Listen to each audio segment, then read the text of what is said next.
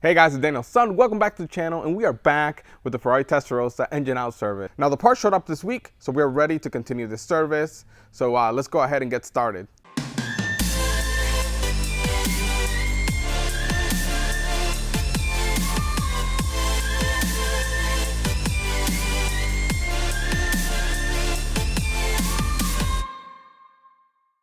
So right here we have the box full of Ferrari parts. As you can see, we can start right here with an air filter, since the old one actually caught fire. This was a brand new one.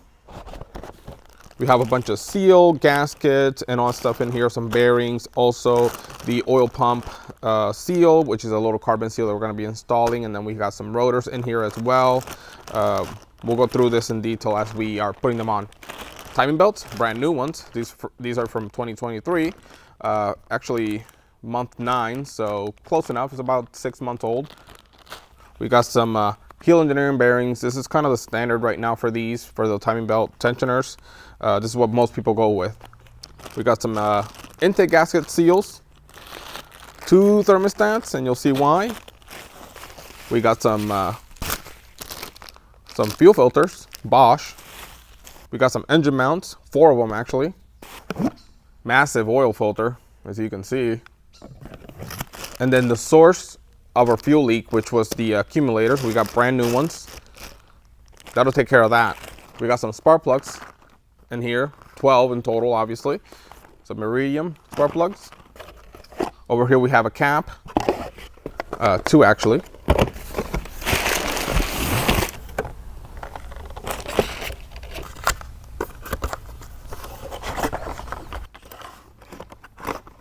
Okay, so apparently there's this little box that has 2 wiper blades in it.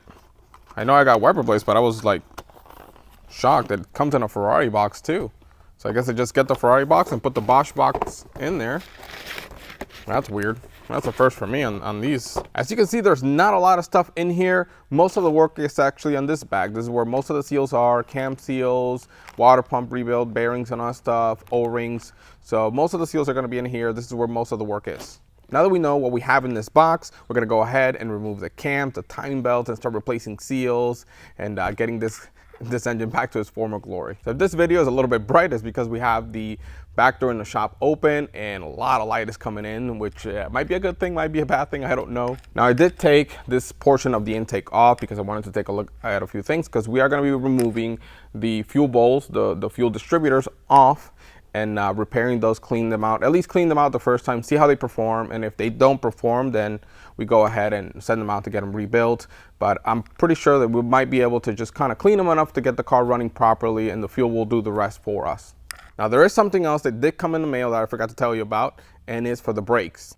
So we have a full rebuild kit for all 4 calipers, which I already had removed for the car because they were seized. The car wouldn't even move. So I completely disassembled them, cleaned them out, and I removed the red paint because the red paint was already chipping off and all that stuff, and we don't really want to paint them because it's not going to be quality. It has to be painted properly, and we just have spray cans over here, so we're not going to paint them. We're going to leave them like that. They still have the cadmium plating on them, which will protect against corrosion, and then with a fresh new kit, these brakes will be perfect. Before I go on and remove the timing belts, I actually finished measuring the shims on the tappets.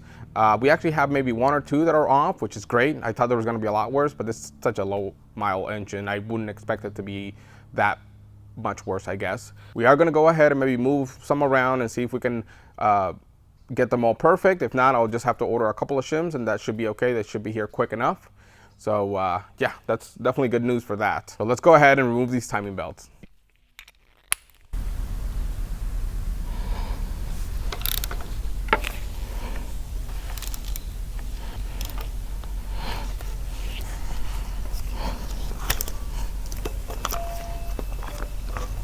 So right here you can see the date code on both belts. You can see how this one is from 23 and that one's from 2010. So I misspoke earlier. We're actually going to be doing one side first and then the other one. This is how I prefer to do it. That way that side's all together, nothing moves or whatever, and that way I can just pay attention to one side without having to worry as much as on the other. Now on this car, the pins are already in, but we're going to mark them just because I don't know if somebody degreed the cams already, and if they did, we're going to be checking after. But I'm going to put everything back as I found it, because if they're already degreed, they're already degreed. I don't have to do it.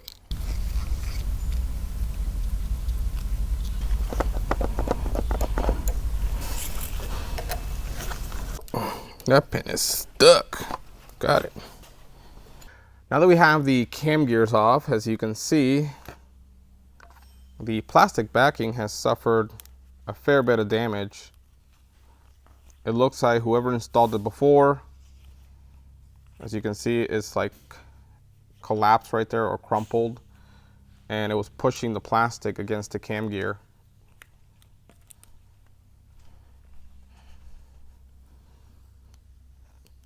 It really shredded this. Let's go ahead and continue disassembly on this. We're going to be taking these seal holders and seals off, as well as this tensioner. We're going to clean this up, and then we're going to be replacing this tensioner bearing, which is extremely noisy. Man, that was about to grenade.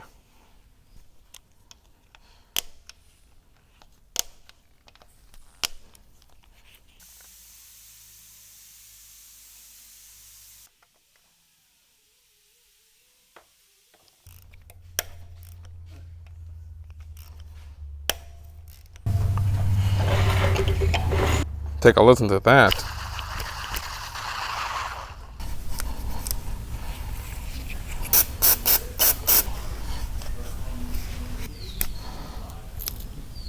So I'm using Scotch-Brite. It takes a little bit longer to clean, but since I'm cleaning around this journal, anything that's sharper than that, I might slip and scratch that, which I don't want to do. So we're going to go ahead and use this, which will never hurt this hardened steel, won't even do anything to it. So yeah, we're just going to be using this for cleaning this area right now. Now that everything is clean on that side of the engine, we're going to go ahead and replace the seals. And then sorry for any bird noises. Since the door's open, we got plenty of birds flying around and making noise, but it is what it is. But we're going to go ahead and replace the seals on this seal holder. So we got an O-ring and a radial seal, and we got the new ones here. So let's take care of that real quick.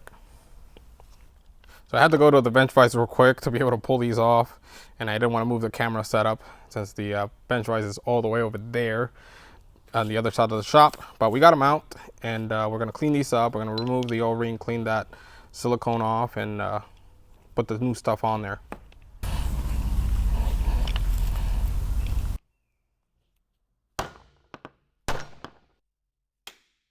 Ones also did. It's normal. If you look back here, you can see how the seal is completely flush with the line. So it's kind of hard to see, but yeah, she's good.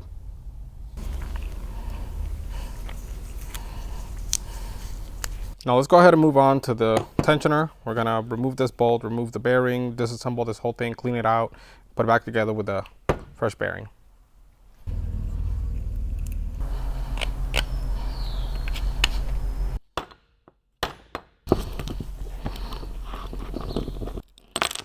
So here it is, fully assembled. I would have shown you, but I forgot to press record, unfortunately. So I still got another one to rebuild, but essentially just put it back together, put the roll pin back in, had to compress this on the bench vise to be able to put the bolt, the nut and everything on there, and be able to compress it to set it where I can put the belt on there.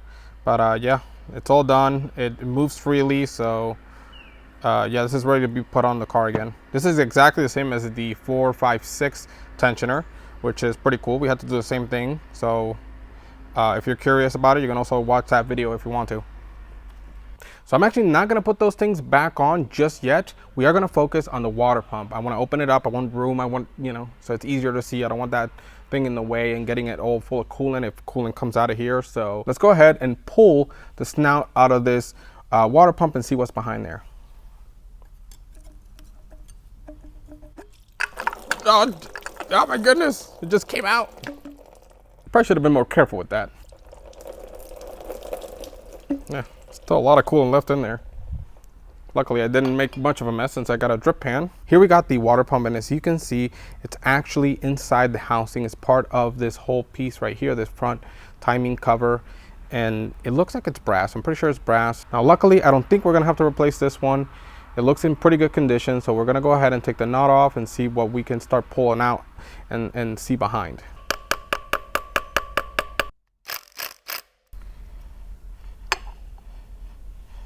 Now, as you can see, we have the impeller side that goes behind the impeller, and then this is our seal, the new one. Now it is a little different because it is an updated part number. This is the old part number. This is a newer part number. So yes, it is going to be different, but it belongs here, so it should be good.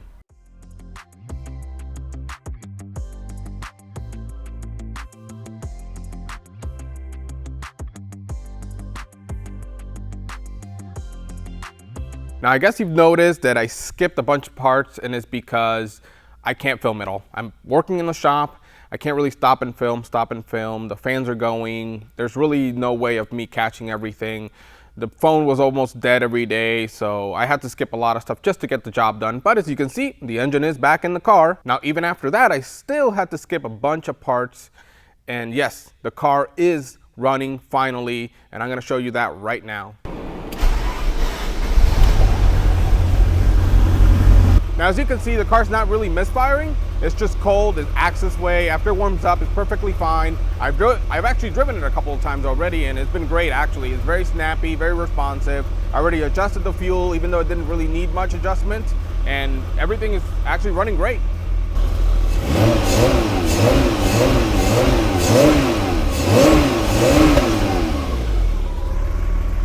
As you can see, there's a lot of missing hands-on footage, and that's because I can't really film in here that well. We have the fans running because it's 100 degrees in here, and it's not fun, and I really need to focus and get stuff done. So I need to figure out a better way of filming this, because I usually just have a little tripod with my phone, which doesn't work out very well, but that's what I have currently. So on a good note, the car is done. Of course, I test drove the car already. It's ready to go. I just got to do the final paperwork. Now, of course, I'm not going to take my phone and start filming while I'm driving. And I don't really have a suction cup to, put on the windshield. So customer car, not really going to take a chance. Now, I really hope you guys enjoyed this little project, even though we're missing some footage, but the car is done. We got it from like when it came here where it wouldn't run, leaking fuel, to a fully drivable car that you can drive AC. Everything's working. So I'm really happy about this, and I hope you guys really, really enjoyed this.